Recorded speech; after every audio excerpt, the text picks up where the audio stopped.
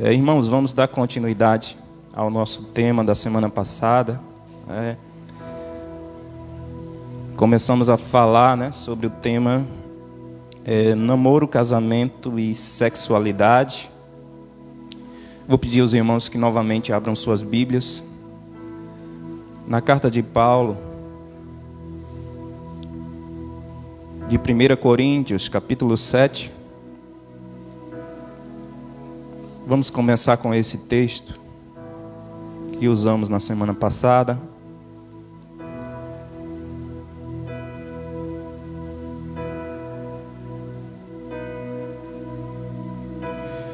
Primeira Coríntios, capítulo 7.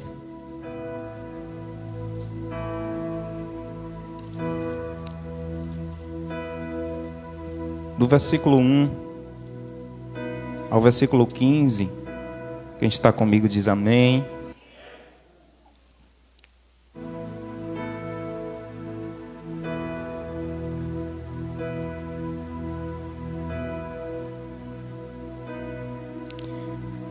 Primeira Coríntios 7, do 1 ao 15.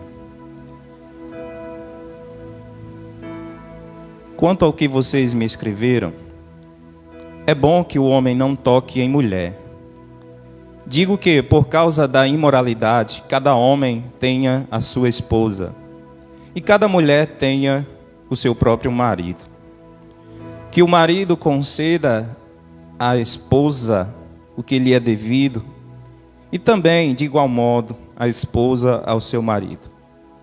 A esposa não tem poder sobre o seu próprio corpo, e sim o marido.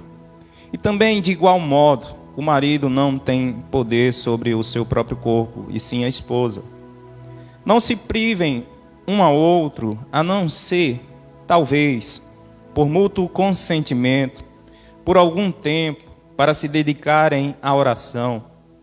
Depois, retomem a vida conjugal, para que Satanás não tente vocês por não terem domínio próprio.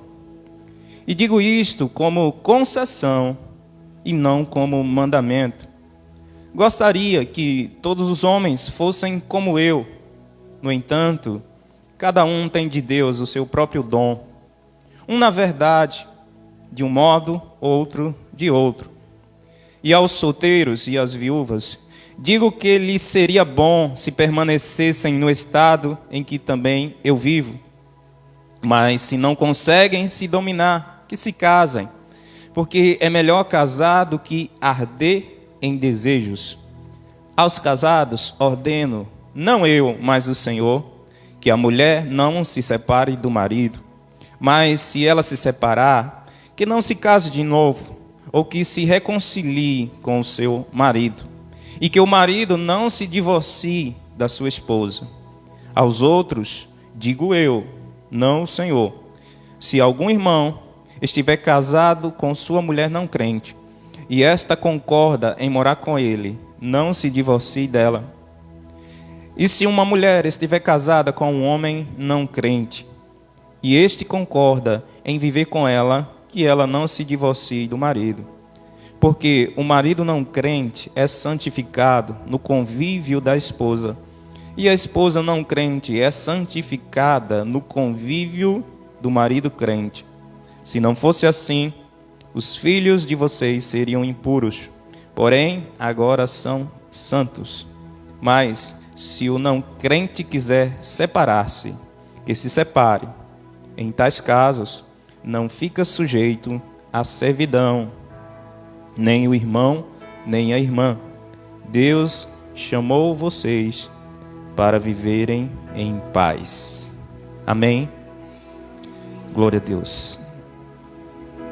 Irmãos, falamos algumas coisas na semana passada que eu vou repetir de forma breve. Na semana passada nós vimos o conselho inicial de Paulo, neste capítulo 7. Ele começa dizendo que é preferível, Ele gostaria muito que os homens não tocassem em mulheres, mas por conta da imoralidade, ele fala que é melhor casar do que arder em desejos. Então ele diz que cada um tem o seu dom, cada um sabe até onde pode suportar, mas o desejo dele é esse. Isso não é um mandamento, é um desejo de Paulo, é um conselho de alguém experiente, de um ministro, de um evangelista, de um apóstolo. E quando ele diz que gostaria que todos os homens fossem como eu, né, nós falamos na semana passada, né, sobre qual seria a condição de Paulo, se ele era solteiro, ou se ele foi abandonado pela sua esposa, ou se talvez ele estivesse viúvo, né? Então nós vimos que pelo cargo que Paulo tinha, como sendo fariseu, como sendo discípulo de Gamaliel, dificilmente ele era solteiro, porque um dos requisitos, né, era a pessoa ser casada ou viúvo, né? Então existe a possibilidade de Paulo ele ter tido sim uma mulher, e essa mulher ou havia abandonado ou havia morrido, né? A gente percebe também a peculiaridade, a forma como Paulo fala, aparenta ser alguém que teve experiência, né, com cônjuge. Então a gente desconfia, né? Não é uma verdade. Na verdade a gente vai descobrir, talvez lá na eternidade, né, qual foi o estado dele nesse momento. Mas o que importa para nós é saber que naquele momento Paulo estava sem mulher. E ele esboça o desejo dele de não nutrir mais relacionamento. Porque a partir de então ele estava vivendo integralmente para a obra do Senhor, né? E ele até aconselha isso aos solteiros, para que aproveitem o tempo para trabalhar na obra do Senhor, enquanto podem. Porque os casados cuidam das coisas de casados, né? E os solteiros cuidam da obra do Senhor. Então nós dissemos também na semana passada que o casamento ele não é compulsório, ele não é obrigatório para todos, né? Existe até uma espécie de discriminação da sociedade que acha que aquele homem que não casa talvez seja homossexual, né? Mas às vezes o cara pode ser, assim como Paulo, um eunuco por opção, por liberdade. Ele decide não se envolver com mulheres. Então a gente falou na semana passada que existem pessoas que estão aptos a não se casar, que são os eunucos, que Jesus se refere lá em Mateus capítulo 19. Ele fala dos eunucos de nascença, fala dos eunucos que foram castrados e fala dos eunucos que escolhem o ministério do celibato. Em seguida nós falamos sobre o namoro cristão, o namoro como sendo uma fase de preparação para o casamento, para um compromisso mais profundo. E dissemos que o namoro é a fase de conhecimento, de abrir os olhos, de observar bem, de conhecer a realidade da pessoa, como é que ele é sentimentalmente, financeiramente, profissionalmente. É um momento de analisar se de fato as coisas podem ir bem no casamento, né? Se for dado um passo maior, se haverá chance de dar certo, de não haver um futuro divórcio. Isso é mais um cuidado, né? Porque nós falamos que o namoro ele é um termo moderno, porque naquela época os casamentos eles eram, na maioria, arranjados pelos pais, os pais que escolhiam as próprias noivas para os filhos, né? Por questões políticas ou outras questões. E a maioria dava certo, né? Dava certo porque a gente entende que o amor é uma escolha, é uma decisão, e amor é relacionamento, né? Então, se não fosse uma decisão, um relacionamento, o Senhor não nos mandava amar ao nosso próximo como a nós mesmos. Então, irmãos, nessa época os relacionamentos eram formados dessa forma. Os pais escolhiam, e existem países que ainda mantêm, né, essa cultura dos pais escolherem os cônjuges para os seus filhos. Então nós falamos da importância de sermos instruídos pelo Senhor nessa escolha, já que hoje o Senhor nos permite, nos dá a liberdade de escolher o nosso cônjuge, né? Falamos que o cônjuge é a única pessoa da nossa família que nós podemos escolher. Os demais não escolhemos quem serão os nossos filhos, qual o sexo dele, não escolhemos em que família nós nascemos, quem serão os nossos irmãos, nós não escolhemos nada disso. Mas o cônjuge, sim, nós escolhemos. Falamos inclusive que Deus, ele não escolhe mais ninguém para ninguém, porque ele escolheu Eva para Adão e o homem culpou Deus na hora que Eva comeu o fruto. O homem culpou Deus por ter feito a mulher, e a mulher ter, entre aspas, induzido ele a comer. Enfim, eu creio sim que Deus, ele nos instrui. Quando nós oramos, pedimos a direção dele, eu creio que ele nos aponta evidências que demonstram se de fato aquela pessoa vale ou não a pena para nutrirmos um relacionamento. Um relacionamento longe dos princípios de Deus, pode resultar em uma experiência nociva e traumática. Se a gente não tomar esse cuidado, temos a certeza de que poderemos entrar em um relacionamento que pode ser abusivo, longe da vontade de Deus, e isso pode acrescentar um trauma, na nossa vida sentimental. Então nós traçamos algumas características de um namoro que pode ser chamado de cristão, É um namoro que objetiva o casamento, não é um namoro por lazer ou por necessidade, passatempo. Quando um cristão ele entra em um namoro, em um relacionamento, ele já deve estar com a visão no casamento. O namoro cristão, ele não se prende a julgo desigual, ou seja, cristão com não cristão, porque a palavra nos aconselha em 2 Coríntios capítulo 6, não vos prendais a julgo desigual, não há comunhão das trevas com a luz, vai haver desencontro de decisões, vai haver muitos choques, Não, claro que não, isso aqui não se aplica nos casais que eram do mundo e que se converteram, ou um deles se converteu, É outra situação, mas está falando de alguém que está servindo ao Senhor e que quer um companheiro. Esse deve procurar no meio cristão, E deve também estar atento para que ele não ache que a pessoa é cristã e ela não é. O namoro cristão, ele tem propósito, ele tem seus limites. É um namoro que não deve haver abuso, Não deve ser um namoro mundano, onde se pode tudo, inclusive o sexo. Não, um namoro cristão, ele tem limites, ele deve evitar tudo aquilo que os leva para o pecado. Um namoro cristão mantém o respeito e a fidelidade. E o namoro cristão, ele busca honrar a Deus. Em seguida, irmãos, nós falamos um pouco sobre o casamento.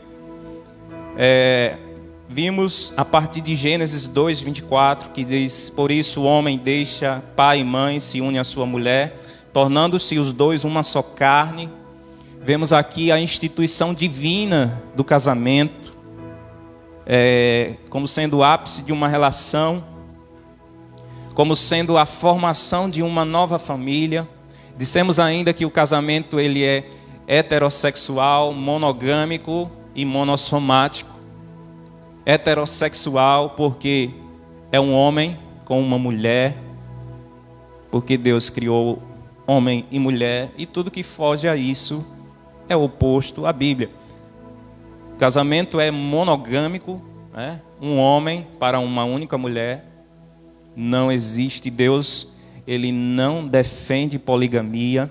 Nós vimos que, apesar da poligamia acontecer na Bíblia, mas Deus não aprovava aquilo.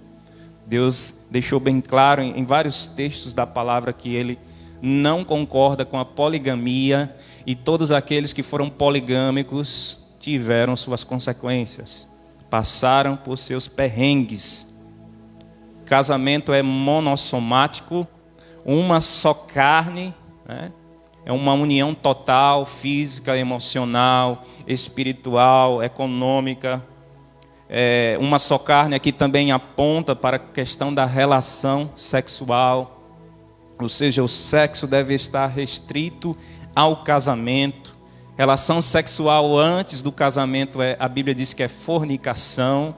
Relação sexual extraconjugal com outra pessoa que não é o seu cônjuge se chama adultério, mas dentro do casamento a relação sexual é uma ordenança, tem força de ordenança.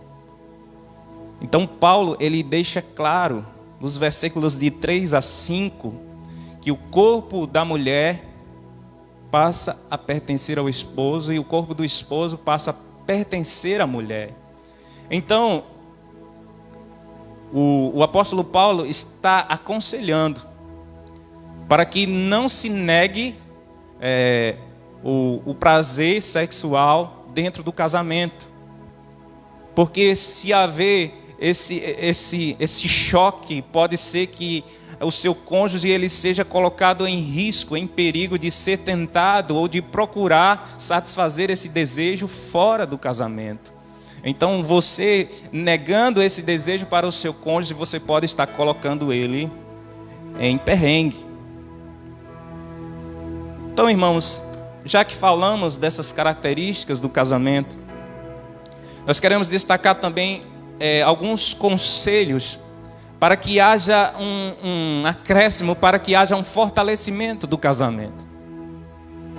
Paulo ele vai escrever aos Efésios conselhos para a mulher e para o homem. Lá em Efésios 5:22 ele diz: esposas, cada uma de vocês se sujeitem ao seu próprio marido como ao Senhor, porque o marido é o cabeça da esposa, como também Cristo é o cabeça da igreja, sendo Ele próprio o Salvador do corpo. Então, irmãos, esse princípio é interessante. A esposa deve entender que o cabeça da família é o homem. Ele tem a palavra final. Quando nós vemos na história da humanidade, nós vemos que quem primeiro comeu o fruto foi Eva, né? E os olhos só foram abertos quando Adão também comeu. É claro que Adão e Eva estavam juntos, né? Então ambos ouviram a conversinha da serpente. Mas os efeitos só foram aplicados quando o homem comeu. Então nós vemos um grande erro do homem ali, porque o homem, ele deveria cumprir o seu papel de cabeça. Ele devia ter dito: ei, peraí, tem alguma coisa errada. Então, irmãos, o homem, ele precisa assumir o seu papel de cabeça na família. Alguns costumam dizer, né, que existem uns homens bananas que se isentam do seu papel de cabeça, né? Fica deixando a mulher fazer tudo, escolher tudo. Claro, irmãos, que pode haver sim uma cooperação, mas a iniciativa, os projetos, a palavra deve ser do homem. É o homem que tem que dizer vamos. Porque se isso não acontecer, é problema. Porque o homem não está exercendo o seu papel de líder, de cabeça do lar. Mas Deus, claro, lembrando, Deus criou a mulher da costela, né? Se Deus criou a mulher da costela, não foi dos pés para que ela ficasse abaixo, né? Nem foi da cabeça para que ela ficasse acima, mas para que ela fosse auxiliar, ajudadora do homem. Mas o cabeça é o homem. E o homem, a mulher então deve ser submissa ao homem reconhecer o papel dele como cabeça do lar.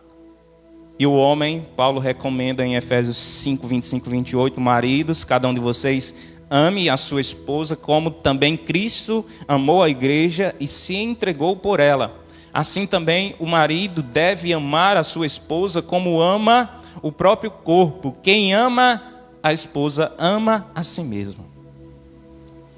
Então, irmãos, é clara a ordem para os maridos, que eles devem amar a sua esposa como também Cristo amou a igreja e se entregou por ela. Então, um marido que ama a sua esposa, ele não vai bater nela. O marido que ama a sua esposa, ele vai cumprir o seu papel no lar.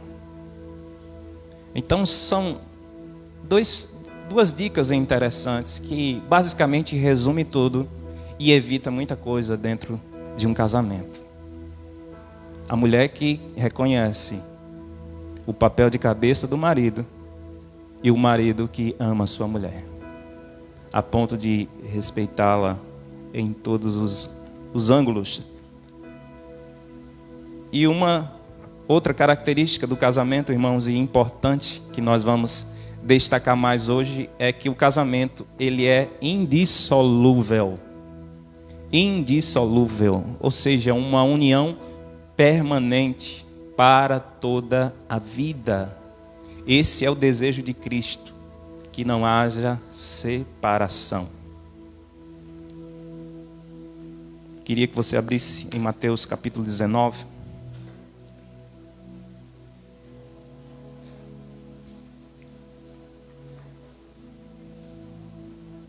Você pode deixar o texto de 1 Coríntios aberto também, que nós vamos usar ele.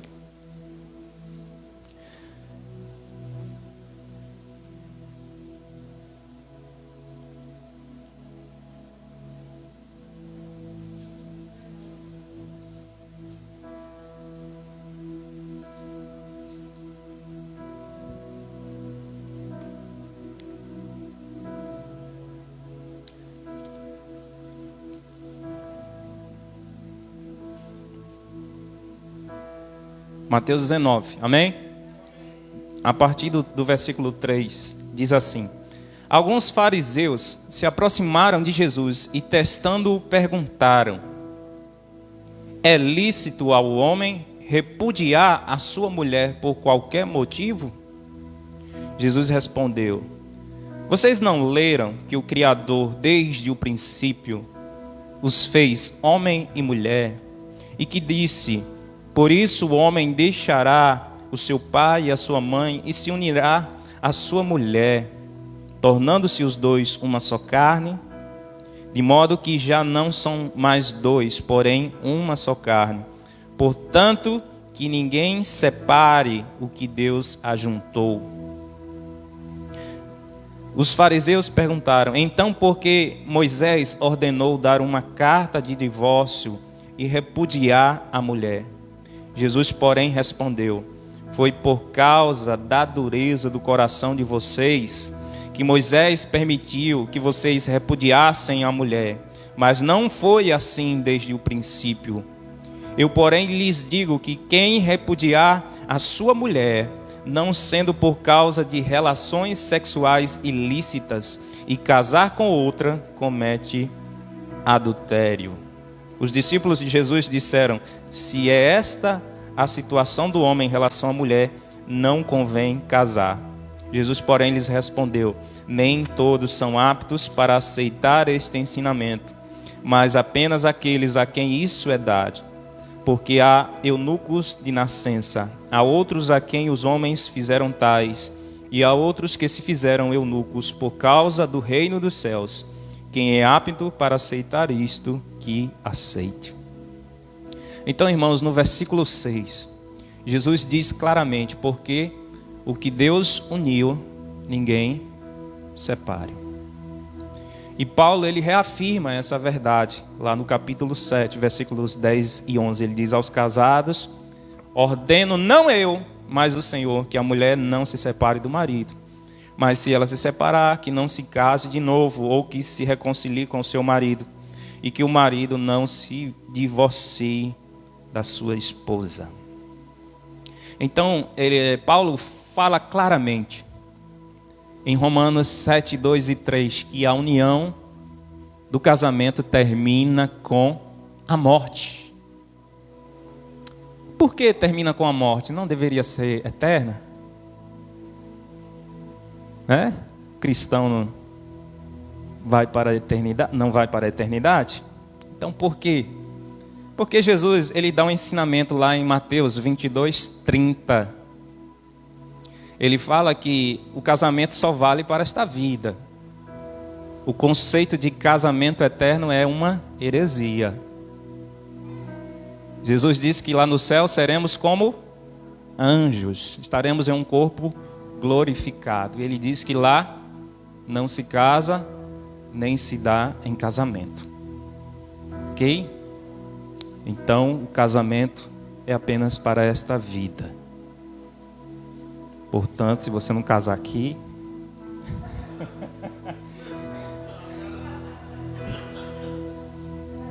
Eita pressão, é? Irmãos, algumas estatísticas, comentaristas sociais declaram que 50% dos casamentos realizados nos Estados Unidos terminam com divórcio. A revista Veja, de 2003, publicou um artigo revelando que nos últimos 5 anos, o índice de divórcio entre pessoas da terceira idade no Brasil teve um aumento de 56%. Tragicamente, 70% dos novos casamentos surgidos entre os divorciados acabam num período de 10 anos. Ou seja, um segundo casamento tem probabilidade de durar muito menos. E estava lendo que durante a pandemia os divórcios aumentaram 75%. A pandemia colocou os casais mais perto, convivendo na dureza do dia a dia. E certamente isso gerou alguns choques, talvez uma agitação, uma falta de equilíbrio, e alguns, infelizmente, se divorciaram, durante a pandemia. Irmãos, Deus, Ele é a testemunha da aliança do casamento. Então, alguns tentam justificar o divórcio com alguns argumentos, dizendo que não foi Deus que uniu o seu casamento. Ah, pastor, eu ainda era do mundo, eu me precipitei, eu fiz uma escolha errada, Deus não abençoou meu casamento. Será que Deus não reconheceu o seu casamento? Porque alguns alegam isso, depois que se convertem, como se fosse uma desculpa para o divórcio. Eu casei errado, eu me precipitei, casei novo. Mas, irmãos, existe uma passagem na Bíblia, e Deus não vai deixar de reconhecer aquilo que Ele mesmo criou, porque, como dissemos, o casamento é instituição divina, não é instituição humana. Então, quando você está lá firmando o pacto, a aliança, o Senhor está reconhecendo o que você está fazendo. Existe uma passagem no livro de Josué, de um povo chamado Gibeonitas. Esse povo, ele foi bastante estratégico. Quando eles perceberam que Josué, como um desbravador, estava conquistando todos os povos, eles pensaram: nós não vamos resistir diante de Josué. Precisamos bolar uma estratégia para nos aliar a ele. E o que foi que esse povo fez? Eles se disfarçaram de viajantes e foram lá e pediram abrigo a Josué, pediram para fazer uma aliança com Josué, e Josué, infelizmente, aceitou. Eles fizeram essa aliança diante de Deus, e Deus reconheceu a aliança. A partir daquele dia, aquele povo também era protegido juntamente com o povo de Israel. As mesmas bênçãos que recaía para o povo de Israel, recaía também para os gibeonitas. Então, Toda aliança que Deus institui, Ele reconhece. Então, esse argumento de você dizer que o seu casamento não era de Deus como pretexto para se divorciar, não cola. Não. Voltemos então, irmãos, para 1 Coríntios capítulo 7. Vamos detalhar os últimos versículos. Porque Paulo ele fala aqui como é que fica a relação, por exemplo, de duas pessoas que casaram, mas que uma delas se converteu e a outra não. Acontece muito isso. O que a Bíblia diz sobre isso? Nos versículos 12 e 13, Paulo está dizendo que se o cônjuge não crente, ele concorda em viver com você, mesmo sabendo que você se converteu ao Evangelho, então você não deve se divorciar. Ele concorda em continuar vivendo com você. Então você deve continuar casado. Mas se esse cônjuge, ele discorda, nós vamos ver o que Paulo diz mais na frente. Outra questão que surge na mente das pessoas é o seguinte: eita, me converti, o meu cônjuge é do mundão, pratica coisas erradas, será que ele não vai me contaminar com as práticas dele? Paulo está dizendo que não. Paulo está dizendo que, pelo contrário, é você que vai santificar ele. Será que os meus filhos vão nascer impuros porque o meu cônjuge não serve a Deus? Paulo está dizendo que não, que os seus filhos também serão santificados. Mas precisamos entender o que é esse santificado. Ah, ele vai ser salvo automaticamente? Não. Esse santificado, irmãos, não é nesse sentido. Esses santificados aqui é uma influência positiva, moral e espiritual. É aí que está a importância de você como cristão na sua família que não é cristã. Deus abençoa a sua família por causa de você. Deus abençoa os seus filhos por causa de você. É como aqueles impuros que tocavam em Jesus. Jesus não se contaminava quando aqueles impuros tocavam nele. Pelo contrário, eles eram santificados quando tocavam no Mestre Jesus, porque dele saía virtude. Então, irmãos, veja o poder e a importância de ter alguém cristão na família. Não somente isso, mas vemos pelo lado espiritual. Porque famílias muitas vezes carregam um histórico de decepções, de doenças. Famílias muitas vezes carregam áreas em que são suscetíveis ao pecado. Mas a Bíblia diz que quando nos convertemos diante de Jesus, Ele quebra todas as maldições. Ele interrompe o ciclo por amor a nós. E a sua bênção se prolonga na família do justo até 1000 gerações. Então Paulo está dizendo, olha, não se preocupe se você se converteu e o seu cônjuge não, porque ele não vai te contaminar. Então, se ele concorda em viver contigo, você deve continuar o seu casamento. É isso que Paulo está explicando. E se o cônjuge não crente quiser se separar? Bom, se ele quiser se separar e abandonar o lar, no versículo 15, acompanhe comigo, mas se o não crente quiser separar-se, que se separe.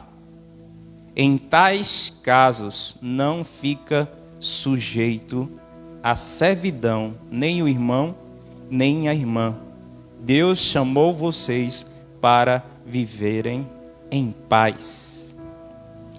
Então, irmãos, se já foi tentado de todas as formas, o cônjuge não aceita a sua fé,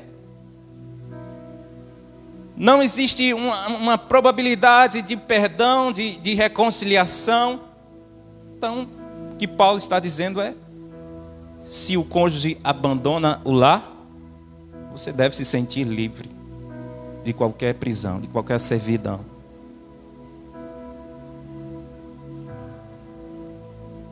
Aproveitando esse versículo, vamos então entrar no tema do divórcio. Em quais situações a Bíblia permite o divórcio? Eu deixo bem claro, irmãos, que como já vimos, Deus criou o casamento para não se romper. E Deus, Ele abomina o divórcio. Malaquias 2,16 diz assim, não precisa você abrir. Porque o Senhor, o Deus de Israel, diz que odeia o divórcio, e também aquele que cobre de violência as suas roupas. Diz o Senhor dos exércitos. Portanto, tenham cuidado e não sejam infiéis. Então nós precisamos tomar o cuidado. Porque, irmãos, muitos infelizmente estão descredibilizando o casamento. Ele já sabe que existe altas chances daquele relacionamento se tornar em um divórcio, e mesmo assim ele casa. É como se diz, né? Já é um crime premeditado. Então isso é desonesto. Se você sabe que aquele relacionamento não vai fluir, e você mesmo assim casa na dureza do seu coração, sabendo que aquilo pode a qualquer momento se tornar um divórcio, você está agindo de forma incorreta. Se você também já está em um casamento, se você já está casado e você fica provocando, criando situações para que haja um divórcio, você também está errado. Porque tem pessoas que procuram pretexto. Se existe uma permissão na Bíblia nessa situação, então eu vou provocar essa situação para que eu saia do relacionamento de forma justificável. Isso é incorreto. Nós vimos no texto de Mateus 19 que os fariseus eles fazem uma pergunta a Jesus. Havia naquela época uma discussão, né, sobre a questão do divórcio. O que foi que Moisés queria dizer ali em Deuteronômio, quando ele estabelece ali a carta de divórcio. Então existiam ali duas correntes que discutiam, e aqueles homens, como querendo também fazer uma pegadinha com Jesus, lançam uma pergunta para Jesus. Eles perguntam a Jesus: é lícito o marido repudiar sua mulher por qualquer motivo? Aqueles homens queriam pegar Jesus em alguma falha. Porque a depender da resposta de Jesus, Jesus ia se colocar contra as pessoas, ou contra Moisés, ou contra Herodes. Foi uma pegadinha daquelas.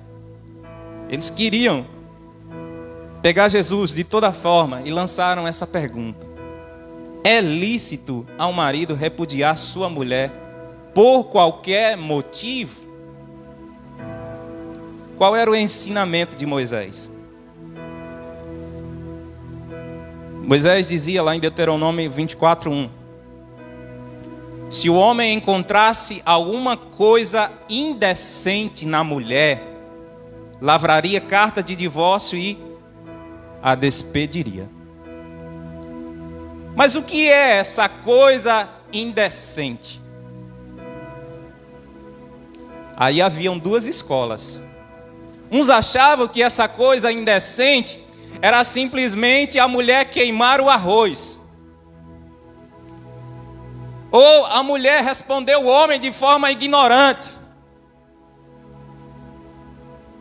Alguns achavam que era isso. Ah, praticou coisa indecente? Carta de divórcio.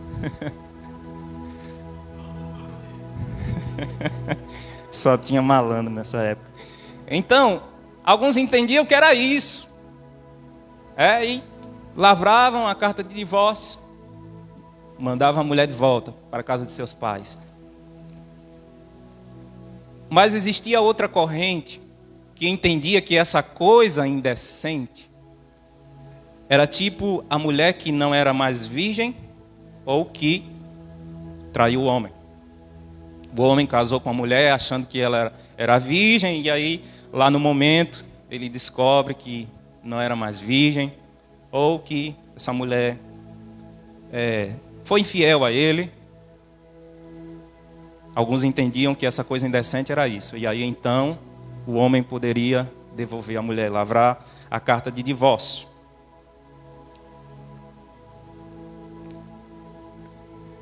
Se Jesus ele dissesse que era lícito ao homem repudiar a mulher por qualquer motivo, Jesus estaria afrouxando a lei de Moisés. Porque a lei de Moisés dizia que era apenas se fosse achado coisa indecente. Apesar de que havia essa discussão de entender o que era essa coisa indecente, né? E se Jesus dissesse que não era lícito ao homem repudiar a mulher por qualquer motivo, o povo iria acusar Jesus de estar indo contra a lei de Moisés, porque a lei de Moisés havia uma permissão e Jesus estava fechando. Então Jesus, ao invés de cair na armadilha deles, Jesus respondeu com uma outra pergunta. Jesus perguntou: o que foi que Moisés ordenou a vocês? Então Jesus aproveita aquela pergunta para passar alguns ensinamentos a respeito do casamento.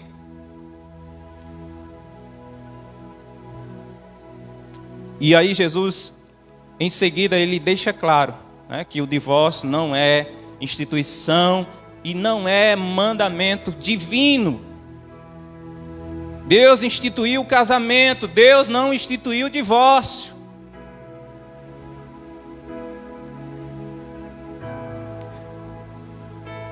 Quem permitiu o divórcio foi Moisés. Moisés fez tal permissão, ou seja, é uma permissão, não é um mandamento. É completamente diferente, existe uma grande diferença daquilo que é permitido e daquilo que é mandamento. Porque mandamento tem força de obrigação, mas permissão não. Permissão tem força de possibilidade. Então, Moisés ele fez tal permissão. E Jesus diz: por que Moisés fez tal permissão? Por que Moisés permitiu dar carta de divórcio? Jesus diz: por causa da dureza do coração do homem. Ou seja, por causa da sua propensão ao pecado, por causa da sua falta de insensibilidade de perdoar. E nós percebemos também que essa permissão aqui, dada por Moisés, visava também proteger as vítimas do casamento. Porque, como já falamos, né? Muitas vezes o homem queria abusar da autoridade. Queria submeter a mulher a uma vida escrava, a uma vida pregressa. Então, irmãos, nós vemos que o divórcio ele é também fruto do pecado e da dureza do coração do homem. O que Deus planejou foi que o casamento ele fosse até a morte, para que somente a morte possa separar, mas Moisés ele fez tal permissão por conta da dureza do coração do homem. Jesus registra que essa concessão para o divórcio. E Jesus também fala aqui sobre o novo casamento. Ele fala que a única concessão é relações sexuais ilícitas. Está em Mateus 19:9. Eu, porém, lhes digo que quem repudiar sua mulher, não sendo por causa de relações sexuais ilícitas, e casar com outra, comete adultério. Ou seja, divórcio e novo casamento sem base bíblica é chamada de adultério. Assim, irmãos, a Bíblia, ela permite o divórcio em 2 casos, como vimos. Em Mateus 19:9, devido à infidelidade conjugal e o abandono irremediável do cônjuge não crente, de acordo com 1 Coríntios 7,15. Paulo diz: não o Senhor, mas eu digo isto. Então, Paulo aqui, ele também estabelece essa permissão. Ah, pastor, e nos casos em que a mulher é violentada, sofre violência? Aí, irmãos, nesse caso, pastores entendem que pode ser encaixado aqui nesse caso de 1 Coríntios 7,15, como sendo um abandono de corpo presente. Que é uma das piores espécies de abandono, é você estar com alguém e se sentir sozinho. Porque um homem, mas tem mulher também que bate em homem, viu, irmãos? A gente fala mais de homem que bate em mulher, mas tem mulher que bate em homem, viu? Então, o homem que está batendo constantemente na sua esposa é porque já abandonou ela no seu coração. Ele já não está mais praticando o que Efésios diz: o homem deve amar a sua esposa como Cristo ama a sua igreja. Então, alguns entendem que nesse caso de violência, o homem está abandonando a mulher. Então, como uma forma de proteger a própria vida, que está acima de qualquer coisa, alguns aconselham nesse caso, baseados em 1 Coríntios 7,15, aconselham o divórcio. Por quê, irmãos? Será que essa pessoa vai viver constantemente submetida a uma violência, a um relacionamento abusivo? É claro que Deus não deseja isso. Mas isso é fruto de quê? De uma escolha. De uma escolha. Está sendo retratado aí na mídia, né, um caso de um MC, que casou acho que há 2 semanas e caiu aí de um lugar, provavelmente estava traindo sua esposa. E a sua esposa até no velório fala das amizades, das más influências. Mas poderia ter analisado melhor. Então, essas coisas acontecem. Claro que a gente não vai saber de tudo, mas por isso que é importante, irmãos, nós observarmos a palavra. Porque a palavra, ela nos dá princípios para fazermos boas escolhas. Então, por que tantos divórcios? Por que essas coisas acontecem? Porque muitas vezes estamos em uma relação abusiva. Porque faltou algo no passado. Antes de fazer a escolha, olhar um pouco mais, analisar melhor. Talvez no namoro até tenha acontecido sinais e você escolheu fechar os olhos, né? Como a gente diz, a paixão, aqueles 2 anos de paixão em que os seus olhos estão fechados e as pessoas estão lhe dizendo isso, lhe dando informações e você ignora. Aí você vai para o casamento e... Então, irmãos, basicamente o divórcio ele é legítimo nesses 2 casos citados, né? Em Mateus 19:9, que Jesus fala em virtude de relações ilícitas e em virtude do abandono irremediável que Paulo fala aqui em 1 Coríntios 7,15, quando o cônjuge não crente não quer, não aceita a sua decisão, não aceita a sua conversão e abandona o seu lar, de forma que não abre espaço para o perdão, não abre espaço para uma convivência em paz. Então Paulo diz que essa pessoa está livre da servidão. Mas, irmãos, antes do divórcio, deve-se tentar o perdão. Deve-se tentar o perdão. Não é uma situação, aconteceu uma vez, né? Se toda e qualquer discussãozinha ou brigazinha já fosse motivo para divórcio, irmãos, quase não tinha casamento hoje, né? Então, deve-se abrir espaço para o perdão. Quando Jesus fala que Moisés estabeleceu a carta de divórcio por conta da dureza do coração, ali também está incluído a insensibilidade ao perdão. Porque muitas vezes o nosso coração é duro e não quer perdoar aquela falha. Mas nós devemos lutar pelo princípio da durabilidade do casamento. Às vezes, e muitos casais reatam quando há o perdão, e assim uma mudança. Acontece isso também. Então, se Deus estabeleceu o casamento para ser uma relação para toda a vida, então se você puder lutar pelo seu casamento, você deve assim fazer. Se você consegue perdoar o seu cônjuge, perdoe e reate a sua aliança, reate o seu casamento.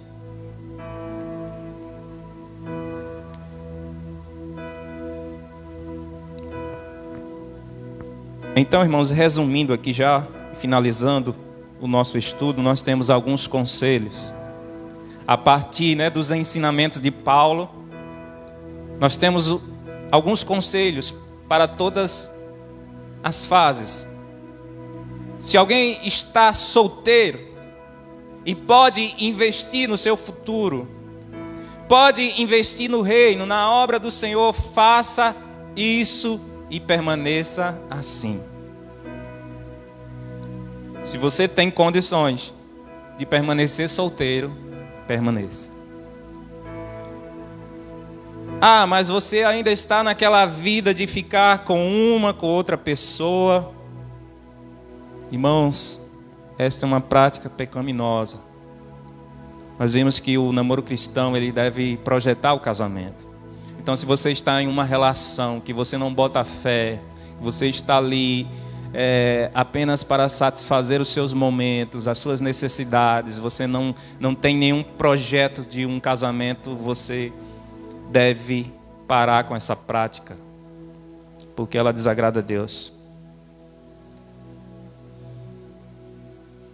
Se você também está namorando só por lazer, termine seu relacionamento, porque você está sendo desonesto. Se você está namorando e deseja casar, então, meu irmão, vigie para que não haja fornicação no seu relacionamento. Trabalhe, se esforce e busque se casar. Se legalize. Eu estou vivendo junto. Ainda não casei. Pois é, segundo a Bíblia, você está em uma conduta ilegal.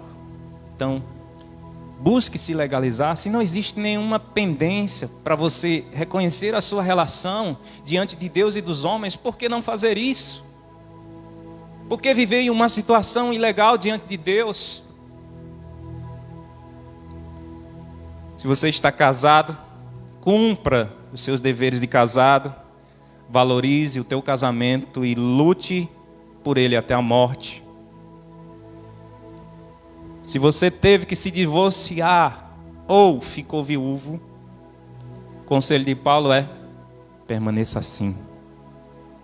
Permaneça dessa forma. Mas não consigo. Não consigo, a tentação é grande demais. Se você não consegue estar sem alguém por causa da imoralidade e deseja concretizar o desejo de formar uma família, então ore e procure alguém que atenda o teu perfil. Então, irmãos, cumprindo os princípios bíblicos, nós poderemos desfrutar das bênçãos de Deus no nosso relacionamento. Porque casamentos bem estruturados geram famílias fortes geram igrejas fortes geram sociedade forte. Nenhum sucesso compensa o fracasso do casamento e da família. Você pode ter sido um homem bem-sucedido em várias áreas, mas se você foi um fracasso na sua família, não valeu a pena. Não fomos chamados para imitar o mundo, mas para ser uma referência para o mundo, irmãos. É uma vergonha o índice de divórcio tão alto entre os cristãos. O Senhor não nos fez para imitar o mundo, mas para ser um referencial.